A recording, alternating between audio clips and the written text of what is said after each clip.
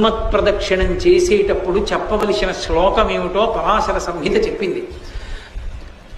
ఆయన దగ్గరికి వెళ్ళినప్పుడు ఆంజనేయం మహావీరం బ్రహ్మ విష్ణు శివాత్మకం తరుణార్క ప్రభం శాంతం ఆంజనేయం నమామ్యహం అంటూ తిరగాలి పరమ మౌనంతో.